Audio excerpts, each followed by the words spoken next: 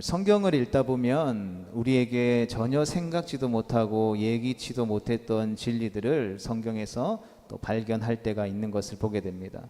우리가 지금 계속해서 살펴보고 있는 믿음장이라고 하는 히브리서 11장에서 우리는 아벨, 그리고 에녹, 노아, 아브라함, 그리고 모세 등 이러한 사람들과 같은 하나님의 위대한 사람들의 이야기를 계속해서 살펴보았습니다. 하나님 마음에 아픈 예배를 드렸던 아벨, 하나님과 함께 300년 동안 동행하면서 죽음을 보지 않고 하늘로 올려졌던 에녹, 그리고 노아, 방주를 예비했던 노아, 믿음의 조상이었던 아브라함, 이스라엘 백성들을 출애굽시킨 모세, 이 사람들의 이야기와 그들이 가지고 있었던 믿음은 누가 봐도 참으로 훌륭하고 믿음의 조상이라고 불리기에 충분하죠. 그런데 이러한 위대한 하나님의 사람들 사이에 예기치 못한 인물이 끼어 있는 것을 우리는 보게 됩니다. 그 사람은 죄인 취급받았던 창녀요, 버림받은 이방인 기생이었습니다. 그 여인의 이름은 라합이었습니다. 우리는 성경을 마주하면서 끊임없이 계속해서 왜라는 질문을 해봐야 되겠죠. 왜 이러한 믿음에 누구라도 본받고 싶은 그러한 위대한 믿음의 사람들 사이에 왜 예기치 못한 죄인 취급받던 창녀요, 이방인이었던 기생의 이름이 이 성경에 기록되어져 있고, 모든 예수님을 믿는 하나님의 백성들을 향하여서 이 기생이 가지고 있는 믿음을 너희가 본받아야 할 것을 말씀하고 계신 걸까요? 에베소서 2장 11절과 12절의 말씀을 우리가 함께 읽어보겠습니다. 시작. 그러므로 생각하라. 너희는 그때에 육체로는 이방인이요 손으로 육체에 행한 할례를 받은 무리라. 칭하는 자들로부터 할례를 받지 않은 무리라 칭함을 받는 자들이라. 그때에 너희는 그리스도 밖에 있었고 이스라엘 나라 밖에 사람이라. 약속의 언약들에 대하여는 외인이요 세상에서 소망이 없고 하나님도 없는 자이더니. 아멘. 우리는 차치하고서라도 오늘 우리가 살펴보려고 하는 본문 말씀에 등장하는 기생생 라합에게 매우 적절한 말씀이라고 할 수 있을 것입니다. 라합의 신분과 처지와 여건으로 보면 어느 누구도 기억해 줄 만한 사람이 아니라는 것이죠. 같은 동네에 사는 사람들조차도 거들떠보지 않는 그런 여자임에도 불구하고 하나님은 이 여리고성, 어쩌면 이 구미라는 도시가 다 한꺼번에 무너지는 그 심판 중에서 이 라합을 기억하셨다라는 것이죠.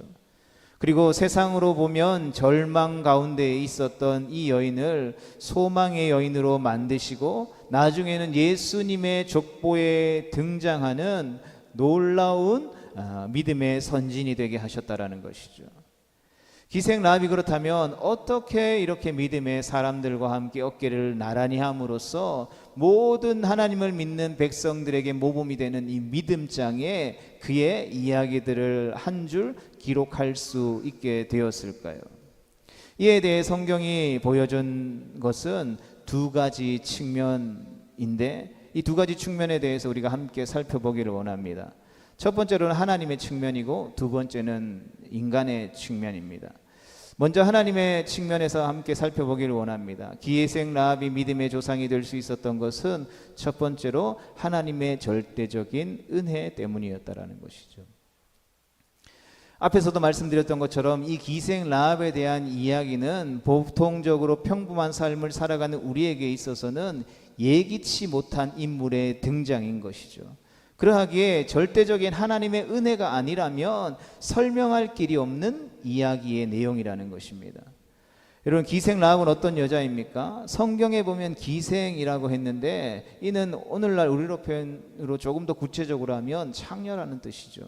이 말이 더 적절한 번역인 것 같습니다.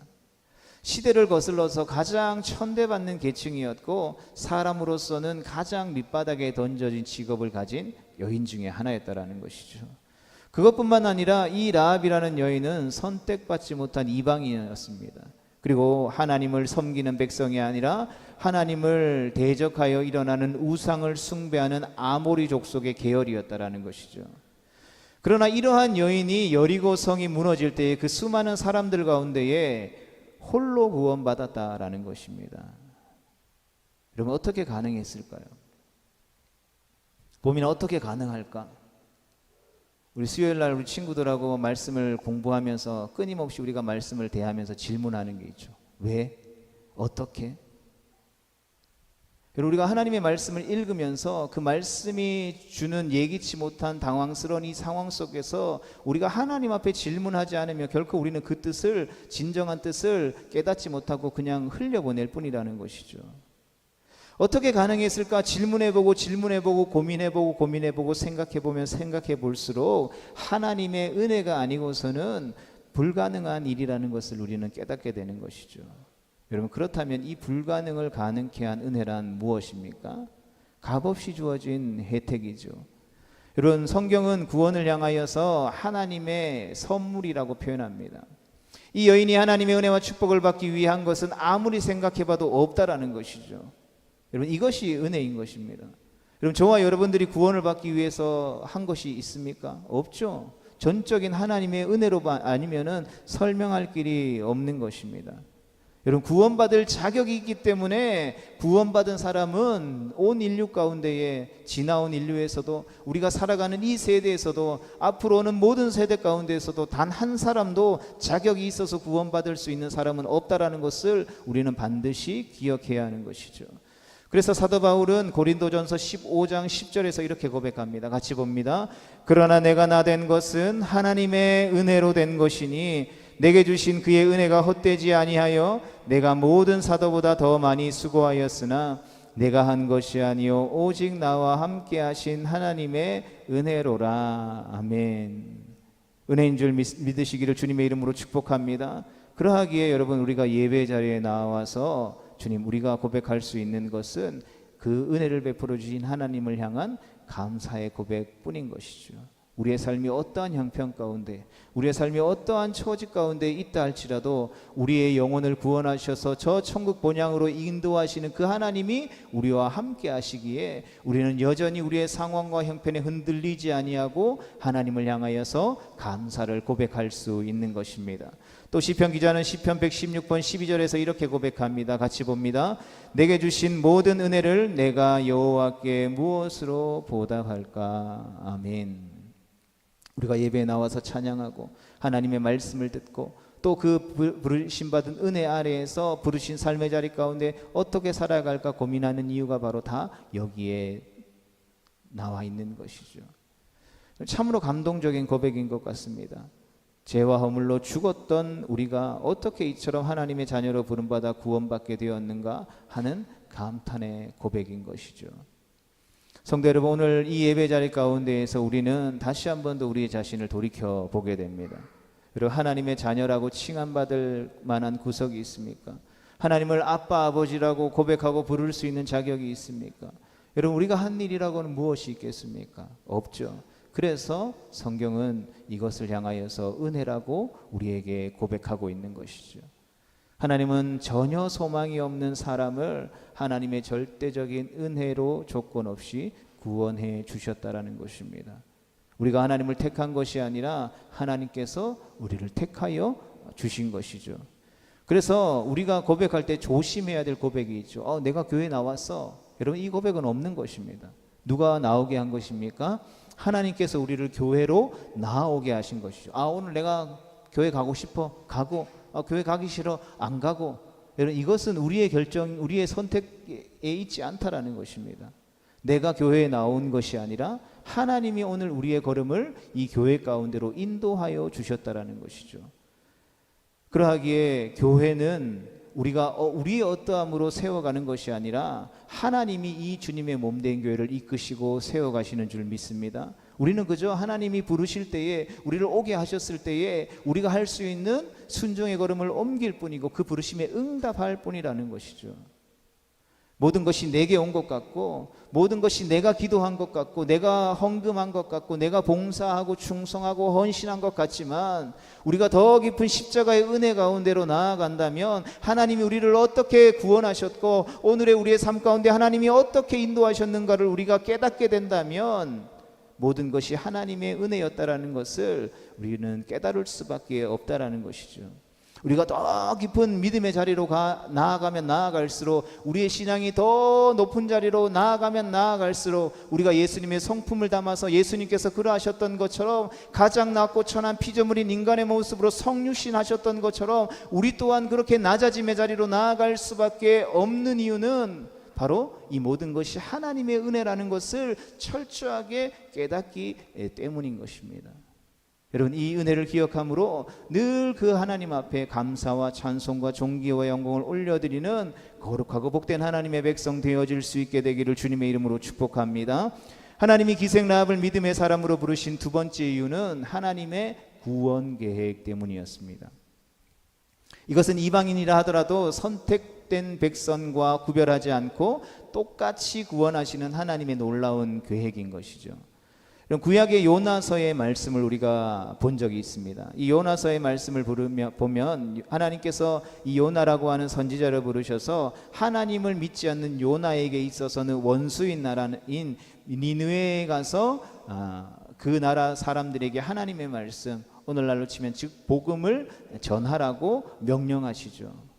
여러분, 이를 통해서 우리는 선교라고 하는 사명이, 복음을 전하는 그 부르심의 사명이 단순히 신약교회가 시작되면서 예수님께서 마태복음 28장의 지상대명령으로 주신 그때부터 새롭게 주어진 명령이 아니라는 것을 알 수 있다는 것이죠. 민족과 나라를 구분하지 않고, 인류를 구분하지 않고, 부자와 가난한 자를 구분하지 않고 예수 그리스도의 이름으로 모든 사람을 구원하고자 하시는 하나님의 놀라운 계획이라고 하는 것은 태초 전부터 시작되어졌다라는 것이죠. 그런데 놀라운 사실은 예수님을 믿고 그러한 은혜를 누리며 살아가는 예수님을 믿는 성도 안에서 이러한 구분이 너무나도 잘 나타난다라는 것이죠. 모두를 받아들이고 모두를 사랑해야 할 교회가 오히려 그 교회 안에서 직분을 사고팔며 계급을 형성하고, 어떤 교회 안에 영향력을 가지고 계파를 나눠서 모여서 평가하고 판단하고 비판하고 정죄하는 일들이 교회 안에 얼마나 많이 일어나는지 모릅니다. 여러분, 이것은 결코 하나님이 원하시는 교회의 모습이 아니라는 것을 우리는 반드시 기억해야 하는 것이죠. 주님은 비록 창녀이고 이방인이라 할지라도, 우상을 섬겼던 사람이라 할지라도 하나님은 개의치 아니하시고 기생 라합을 구원하사 예수님의 족보에 넣으시고 구원의 반열에 올리셔서 모든 사람이 구원받을 수 있는 길을 열어주셨다라는 것이죠. 예수님의 족보를 읽으면서 누가 봐도 구원받을 만한 사람만 쫙 나열되어 있다면, 성경을 바라볼 때에 누가 봐도 구원받을 만한 형편과 상황과 모든 조건들을 갖춘 사람들만 다 기록되어져 있다면, 여러분, 예수님이 이 땅 가운데 성육신하셔서 그 공생의 삶을 사시면서 모든 사람들이 부러워할 만한 사람들만을 만났고 그들만을 위해서 살아셨다면, 이 공생의 기간들을 지내셨다면 어쩌면 우리에게는 소망이 없었을지도 모릅니다. 우리가 이 성경을 읽으면서 하나님의 은혜들을, 값없는 은혜들을 찬양하며 고백하며 나아가지 못할 수도 있었을 것입니다. 그러나 기생 라합이라고 하는 전혀 소망 없는 절망 가운데에 놓여있는 이 여인을 그 족보에 끼워 넣음으로 말미암아 그 누구라 할지라도 하나님의 전적인 은혜 아래에서 하나님이 계획하신 구원의 계획 속에서 구원받아 하나님의 나라 백성이 될 수 있다라는 놀라운 구원의 길을 보여주셨다라는 것이죠. 그래서 우리는 기생 라합이 구원받았다라는 이 사실들을 함께 나누면서 세상의 가치관을 넘어서 우리가 바라보고 우리가 의지하고 우리가 따라가야 할 하나님의 나라 하늘 가치관이 무엇인지를 깨닫게 되어지는 것이죠. 천하보다 귀한 한 영혼에 대한 그 가치를 외치신 예수님의 말씀, 진정한 예수님의 마음을 우리가 깨달을 수 있게 되는 것이죠. 여러분, 이 마음을 깨닫는다면 우리가 외국에 한 번도 보지 못했던 그 영혼들에게 비행기 값을 사고 내 시간들을 내고 전도하는 일이 무의미하다라고 우리가 말할 수 없는 것이죠.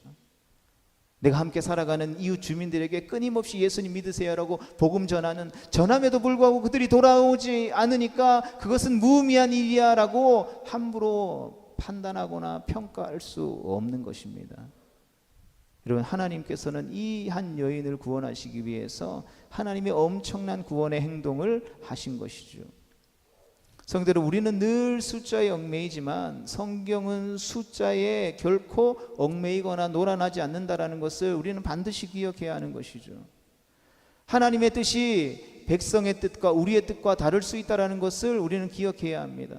같을 수도 있지만 다를 수도 있다는 것이죠. 많은 사람의 뜻이라고 다 옳은 것이 아니죠. 하나님과 그 뜻이 다를 수도 있다는 것이죠. 여러분, 그러하기에 성도와 교회는 많은 사람의 뜻이 아니라 하나님의 뜻을 따라야 하는 것이죠.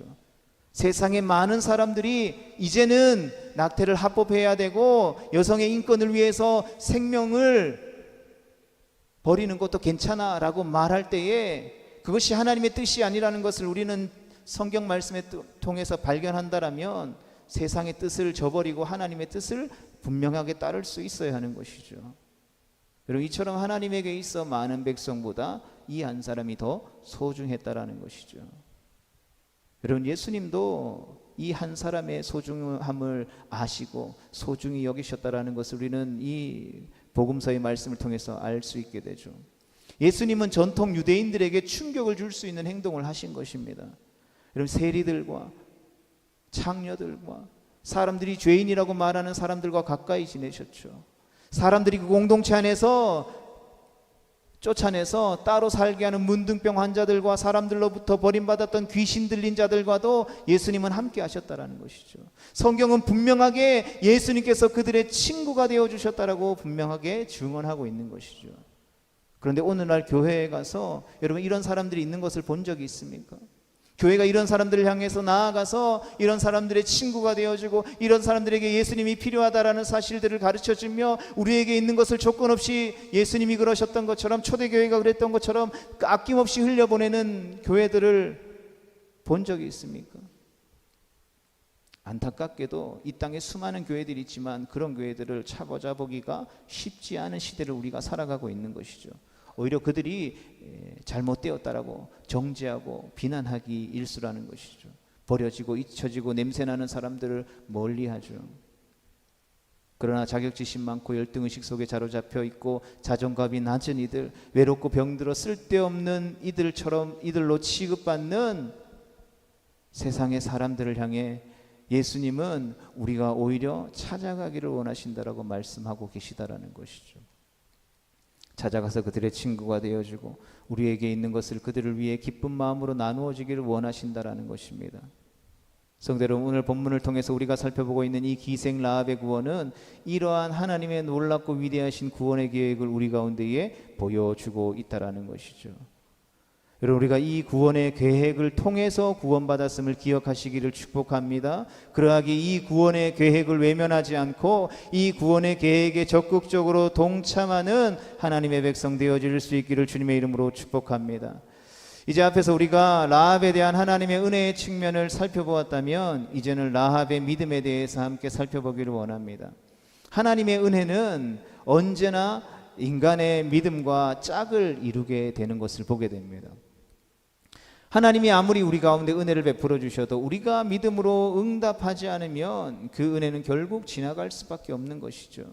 하나님이 아무리 천국 보화 창고 문을 활짝 열어놓고 당신의 사랑하는 백성들 가운데 그 보화를 풀어주기를 원하신다 한다 할지라도 우리가 그것을 원하지 않는다면 결코 그것은 우리의 것이 될 수 없는 것이죠. 하나님은 인격적인 분이십니다. 우리가 원할 때에 값없이 채워주시지만 우리가 원하지 않으면 억지로 그것을 부어주실 수 없는 분이시라는 것이죠. 기생 라합은 하나님이 은혜를 베풀어 주실 때에 믿음으로 응답했다라는 것입니다. 이러한 기생 라합의 믿음은 첫 번째로 하나님을 깊이 신뢰하는 믿음이었습니다. 오늘 본문 31절 우리 노란색으로 된 부분만 같이 읽어보겠습니다. 시작. 믿음으로 기생 라합은 정탐꾼을 평안히 영접하였으므로. 아멘. 여기서 우리는 평안이라는 말에 주의를 기울여 봅니다. 여러분, 평안하게 갈등 없이 정말 양심에 부끄러움 없이 무엇을 했다고요? 정탐꾼을 숨겨주었다라는 것입니다. 여호수아 2장 6절의 말씀이 이렇게 기록하고 있습니다. 실상은 그가 이미 그들을 이끌고 지붕에 올라가서 그 지붕에 버려놓은 3대에 숨겼더라. 아멘. 여기 보면 군인들이 쫓아와서 그 정탐꾼을 찾을 때에 라합이 3대 밑에 이 정탐꾼들을 숨긴 사실을 볼 수 있죠. 여호수아 2장 8절과 11절의 말씀을 보면 라합이 그렇게 한 이유를 우리는 알 수 있습니다. 같이 보겠습니다. 시작. 또 그들이 눕기 전에 라합이 지붕에 올라가서 그들에게 이르러 말하되 여호와께서 이 땅을 너희에게 주신 줄을 내가 아노라. 우리가 너희를 심히 두려워하고 이 땅 주민들이 다 너희 앞에서 간담이 녹나니 이는 너희가 애굽에서 나올 때에 여호와께서 너희 앞에서 홍해물을 마르게 하신 일과 너희가 요단 저쪽에 있는 아모리 사람의 두 왕 시온과 옥에게 행한 일 곧 그들을 전멸시킨 일을 우리가 들었음이니라. 우리가 듣자 곧 마음이 녹았고 너희로 말미암아 사람이 정신을 잃었나니 너희 하나님 여호와는 위로는 하늘에서도 아래로는 땅에서도 하나님이시니라. 아멘. 11절 마지막 부분에 있는 위로는 하늘에서도 아래로는 땅에서도 하나님이시니라 라고 하는 고백이 바로 라합의 믿음이었던 것입니다. 이 여호수아 2장 8절부터 11절에서 증언하고 있는 것이 무엇입니까? 라합이 하나님에 대한 소문을 들었다라는 것이죠. 요즘으로 치면 복음을 들었다라는 말입니다. 하나님께서 이스라엘 백성들을 출애굽시키고 40년 광야 생활 동안 마른 광야에서 물을 내셨고 만나와 메추라기를 주셨다라는 놀라운 사건들에 대해서 듣고 알고 있었다라는 것이죠. 뿐만 아니라 최근에 그 가나안 땅에 있는 그 왕들과 전쟁 가운데에서 승리했던 그 모든 일들까지 모조리 듣고 있었다라는 것이죠. 라합은 이 소문을 듣고 하나님을 믿었다라는 것입니다. 성도들 얼마나 놀라운 믿음이겠습니까? 이런 부활하신 예수님을 보고 의심 많은 도마가 했던 실수를 기억하십니까? 예수님은 요한복음 20장 27절에 말씀하십니다. 너는 나를 본 거로 믿느냐? 보지 못하고 믿는 자들은 복되도다. 아멘. 마치 라합을 자칭하는 것 같습니다. 그리고 오늘날 우리를 향하신 말씀 같습니다. 성대로 우리가 예배를 드리고 하나님의 말씀을 읽으면서도 하나님이 계신가? 하나님이 안 계신가? 기도하면서도 하나님께서 내 기도를 들으시는가? 내 기도를 듣지 아니하시는가? 의심하는 사람들, 교회를 다니면서도 하나님의 말씀을 믿으면서도 믿음이 안 생기고 계속해서 불안에 떠는 사람들, 이런 사람들과 소문만을 듣고 하나님을 하늘과 땅의 하나님이라고 고백하는 사람의 믿음은 전혀 같을 수 없는 것이죠. 이런 라합의 믿음을 소개하고 있는 이 내용이 얼마나 귀한 믿음을 우리에게 보여주는지 모릅니다. 여러분, 그런 율법을 들어본 적도 없습니다. 하나님의 사람들을 만나본 적도 없습니다. 우상 숭배의 환경 속에서 자란 사람입니다. 기생으로서 몸을 팔며 가장 비참하고 처참한 인생을 소망 없이 절망 가운데 산 인생이었다라는 것이죠. 그런데 어찌저찌해서 하나님의 백성이 온다라는 소문, 요단강을 건너서 하나님의 백성이 온다라는 소문들, 그 백성들과 함께한 하나님에 대한 소문만을 듣고 그들이 섬기는 하나님을 믿는다라는 것은 여러분 놀라운 일인 것이죠. 우리가 살고 있는 동네에 내가 예수님을 믿고 예수님 나와 함께 하심으로 이런 간증의 소식들을 막 사람들하고 만나면서 이야기했는데 전혀 교회를 다녀본 적도 없고 복음을 들어본 적도 없는 사람들이 그 이야기가 막 소문이 되어서 흐르고 있는 구석탱이에 앉아 있다가 그 소문만을 듣고 우리에게 행하신 놀라운 구원을 베푸신 그 사랑 많으신 하나님에 대한 이야기만을 듣고 아, 나도 그 하나님을 믿어야 되겠구나 라고 고백하는 사람이 생긴다면 여러분, 그 믿음이 얼마나 귀하겠습니까? 여러분, 우리는 이 믿음을 배울 수 있어야 하는 것입니다. 그래서 이 믿음장에 이 라합의 믿음을 넣어놓은 것이죠. 우리의 지혜와 능력으로 하나님의 능력을 해석할 수 없습니다. 우리의 이성이나 상식으로 하나님을 다 설명할 수 없죠. 하나님은 우리보다 크신 분이신 줄 믿습니다. 하나님은 우리보다 지혜와 능력이 많으신 분이신 줄로 믿습니다. 바라기는 우리 모두가 라합처럼 이 하나님에 대한 소문만을 듣고 하나님을 신뢰할 수 있는 믿음을 가질 수 있게 되기를 주님의 이름으로 축복합니다. 두 번째 기생 라합의 믿음은 행동하는 믿음이었다라는 것입니다. 라합은 하나님을 신뢰하고 하나님의 편에서 행동하게 되죠. 이스라엘 정탐꾼을 도와준 것을 보면 알 수 있습니다. 이에 대해서 야고보서는 2장 25절 말씀을 통해서 이렇게 우리에게 말씀하고 있습니다. 같이 봅니다. 시작. 또 이와 같이 기생 라합이 사자들을 접대하여 다른 길로 나가게 할 때에 행함으로 의롭다 하심을 받은 것이 아니냐. 아멘. 성도 여러분, 믿음은 곧 행동이고 믿음은 곧 실천입니다. 성경은 끊임없이 너가 믿음이 있느냐? 그러면 너가 믿음으로 행하는 그 삶의 자리 가운데 나타나는 열매들을 통해서 네 믿음이 진짜인지 아닌지 증거될 것이다 라고 분명하게 말하고 있는 것이죠. 믿는다 하면서도 행하지 않고 생각과 입으로만 예수님을 믿으려 하지 말라라는 것입니다. 이런 행함으로 믿으시기를 주님의 이름으로 축복합니다. 우리의 삶의 전체를 다해서 주님을 믿을 수 있기를 축복합니다. 우리가 단순히 설교를 듣고 은혜 받는 것은 중요하지 않죠. 여러분, 그것 하나님의 말씀을 듣고 중요한 것은 그 말씀 앞에서 내 삶이 잘못되었다라는 것을 깨닫고 하나님을 떠나 비껴 있다라는 것을 깨닫고 고치고 돌이키는 반응을 해야만 그것이 진짜 은혜 받은 것이고 진짜 믿음 있는 하나님의 백성이라는 것이죠. 믿음대로 살아야 한다라는 것입니다. 살다가 넘어질 수도 있죠. 그러나 다시 일어나서 믿음으로 살려고 몸부림치는, 피 흘리기까지 죄와 싸우는 몸부림 우리 안에 있어야 한다라는 것이죠. 여러분, 그런 진정한 믿음을 갖고 있는 사람들은 예배 가운데 은혜가 있고 예배 가운데 감격이 있고 예배 가운데 감사가 넘쳐나게 되는 것입니다.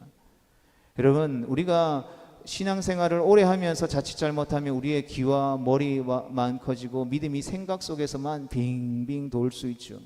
삶과는 전혀 상관없는 믿음을 갖기 쉽다라는 것입니다. 여러분, 쉬운 예로 오늘날 우리가 살아가는 이 시대는 내가 원하기만 하면 얼마든지 하나님의 말씀을 들을 수 있는 시대이죠. 유명한 목사님들, 좋은 목사님들, 간증자들의 이야기들을 얼마나 많이 들을 수 있는 시대입니다. 그런데 좋은 말씀을 많이 들을 수 있는 기회가 있는 사람들은 특히 더 착각하기 쉽죠. 무엇을 착각하기 쉽습니까? 내가 이 목사님 설교 들었어. 내가 이번에 이 사람이 간증하는 걸 들었어. 내가 은혜 받았어. 내가 좋은 말씀 듣고 있어. 좋은 간증 듣고 있어. 그러니까 내 믿음도 좋은 믿음이야. 내가 가진 믿음은 훌륭한 믿음이야. 또 내 주변에는 예수 믿는 사람들, 믿음 좋다라고 하는 사람들과 내가 어울려 다니고 그 사람들과 밥도 먹고 차도 마시고 이야기도 나누고 전도도 하고 교회 봉사도 하고 다 해. 그러니까 내 믿음 좋은 거 아니야? 라고 착각할 수 있다는 것이죠. 그러나 여러분, 우리 기억할 수 있기를 축복합니다. 믿음은 행동이라는 것이죠. 야고보 사도는 우리에게 분명히 경고하고 있습니다. 행함이 없는 믿음은 죽은 믿음이라는 것이죠. 여러분, 행함으로 우리의 믿음을 온전케 하는 복된 성도 되어질 수 있기를 주님의 이름으로 축복합니다. 마지막으로 기생 라합의 믿음은 평안한 믿음이었습니다. 믿음은 사람을 불안하게 하지 않죠. 여러분, 믿음 있는 사람들의 가장 큰 특징이 무엇입니까? 불안하지 않는다라는 것이죠. 여유가 넘친다라는 것입니다. 여러분, 라합은 급박한 상황이잖아요. 그 가운데서도 불안하지 않고 평안함으로 정탐꾼을 영접했다라는 것이죠. 하나님께서 이스라엘 백성들을 애굽 땅에서 놀라운 10가지 재앙의 은혜로 출애굽시키셨고, 그 애굽의 군대가 막 쫓아오는 그 상황 가운데에서도 그 홍해 바다를 가르시고 마른 땅처럼 그 홍해 바다를 건너게 하시고, 그 홍해 바다를 쫓아서 오는 애굽의 군대를 모두 수장시킴으로 말미암아 그때에 있던 사람들을, 그 세상의 사람들이 다시 보지 못하였다라고 하는 그 소식 듣고 알고 있었다라는 것이죠. 여리고성, 하물며 작은 여리고성에 군인들이 쫓아온다고 한들 하나님이 이들과 함께 하신다면, 하나님이 이들에게 이 여리고성을 넘겨주셨다면 어찌 그들이 이들을 가로막을 수 있을까? 이런 믿음이 있었기 때문에 그는 평안히 정탐꾼들을 영접했다라는 것이죠. 마찬가지로 우리의 삶 속에서도 많은 갈등이 있을 수 있지만 우리가 예수님을 향한, 예수님을 따르는 믿음만큼은 어떠한 갈등도 없을 수 있기를 주님의 이름으로 축복합니다. 왜냐하면 우리 하나님은 약속한 것을 마침내 이루시는 분이시기 때문입니다. 사랑하는 당신의 백성들을 가장 좋은 길로, 가장 선한 길로, 마침내 천국 본향으로 인도하시는 좋은 목자, 선한 목자 되어주시기 때문인 것입니다. 이 하나님의 약속으로부터 주어지는 평안함이 우리의 말과 우리의 생각과 우리의 행동, 즉 우리의 삶의 모든 영역 가운데에 넘쳐나게 되기를 주님의 이름으로 축복합니다. 그래서 이 혼란스러운 이 세대 가운데에 뭔가 바쁘게 흘러가서 우리의 마음을 평안하지 못하게 하는 이 시대 가운데에 주님 주시는 평안한 믿음 소유할 수 있게 되기를 주님의 이름으로 축복합니다. 사랑하는 성도 여러분, 말씀을 정리하면서 우리가 살아가는 이 시대는 마지막 시대이죠. 세상의 마지막 때가 가까워지고 있다라는 것입니다. 마태복음 24장에서 예수님께서 말씀해 주신 대로 난리와 난리 소문들이 무성한 이때입니다. 진리가 무엇인지 분별하기 어려운 시대인 것이죠. 뭔가 좋은 목사님의 말씀을 딱 듣고 은혜 받았다라고 생각했는데 그 사람이 이단이었어요. 잘못된 진리를 가르치는 사람들이었다라는 것입니다. 뭔가 믿음 좋은 믿음의 사람이 있어서 그 사람들을 따라서 나도 그렇게 살아왔는데 알고 보았더니 그 사람이 전혀 하나님을 믿지 않는 그러한 사람이었다라는 것이죠. 무엇인가 좋은 공동체, 은혜 받는 공동체라고 모여 있었는데 실상은 하나님의 말씀이 아닌 인본주의로 가득한 공동체였다라는 것을 절실하게 깨닫는 시대인 것이죠. 하나님의 말씀이 교회에서 목사님이 가르쳐 주는 것이 이 하나님의 말씀이 진짜라고 믿었는데 봤더니 성경에서 하나님이 이야기하신 내용과 전혀 다른 내용이네. 혼란을 느끼고 교회를 떠나는 성도들이 너무나도 많이 일어나는 시대라는 것입니다. 여러분, 이때에 우리가 라합과 같은 믿음이 우리 안에 굳건히 자리 잡을 수 있기를 주님의 이름으로 축복합니다. 여러분, 기생 라합이 견고했던 그 여리고성이 무너질 때에 믿음으로 반응함으로 인해서 흔들리지 않는 하나님의 나라, 영원한 천국 백성의 시민권을 은혜로 선물 받고 구원받았던 것처럼 이 혼탁하고 혼란한 시대 가운데에 절망 중에 소망을 피워낸 라합처럼 우리가 진리의 말씀을 소유함으로 말씀으로부터 주어지는 믿음의 반석 위에 우리의 믿음을 세워서 우리를 구원하신 예수 그리스도의 보혈을 의지함으로 이 시대 가운데 진리의 말씀을 파수하고 이 세대와 열방을 향한 구령의 열정으로 이 세대를 향해서 복음을 외침으로 어린 양 예수 그리스도의 다시 오실 길을 예비하는 거룩한 성도, 거룩한 교회 되어질 수 있게 되기를 주님의 이름으로 축복합니다.